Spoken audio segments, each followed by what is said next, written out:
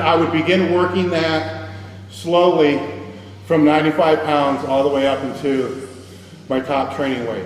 With 45 pounds, you know, in the bar, I may do it for a zillion reps. You know, I won't work up from one weight to the next, and it's usually bar 95, 135, 185, and so forth. I won't make that next step up until I'm breathing harder, sweating more, and the pain is less than the weight preceding. So right there, my shoulder hurt, so I would stay with this until the shoulder pain subsided, then I would move up. For me, or you know, if it happens to Josh or anybody else, if you're dealing with shoulder pain and it's not subsiding, but you still are dead set on pressing for whatever reason, at that point, after probably 4 sets, I've kind of realized it's not going to get better. Then I'll go with a man pond or a 2-board.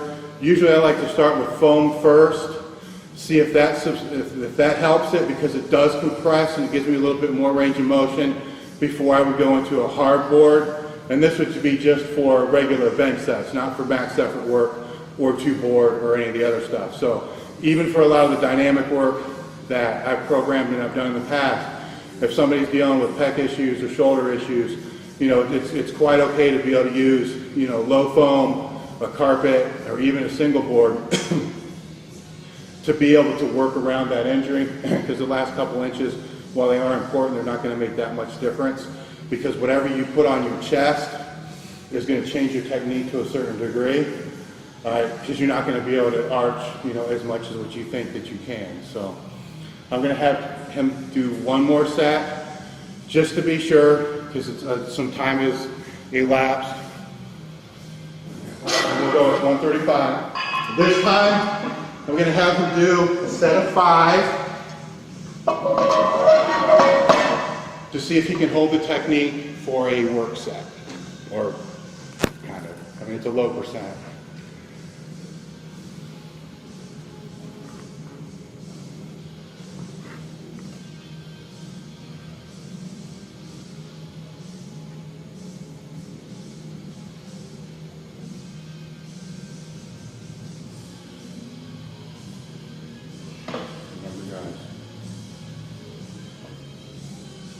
You know what, go ahead and rack it.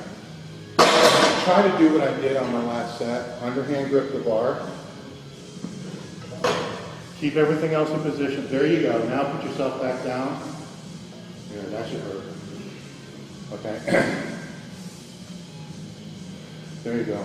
Pull it out. Big air. 1. One more speed. 2.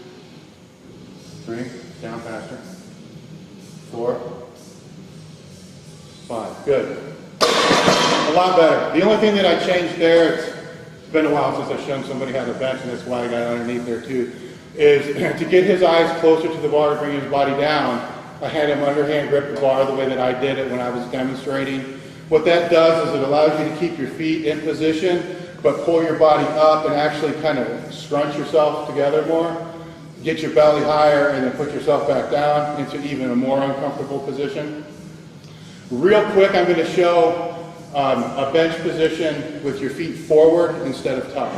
Where you put your feet, it's going to be personal preference, but usually I can tell when taking somebody through the bench which is going to work better for them based upon how they bench. It's not really how they're built, it's how they bench and how they position themselves on the bench and how they keep their upper back tight. That's why I used that cue at the beginning that JM taught me, and that's where you put your feet on the bench and arch up really high, find that back tightness, then put your feet back down again and try to find it again.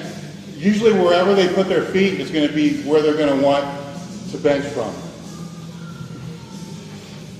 Another way to bench that I did for years, and actually I think works better for somebody trying to push into a straight line, if they have a little shorter, if their arms are shorter and not as long, would be feet out in front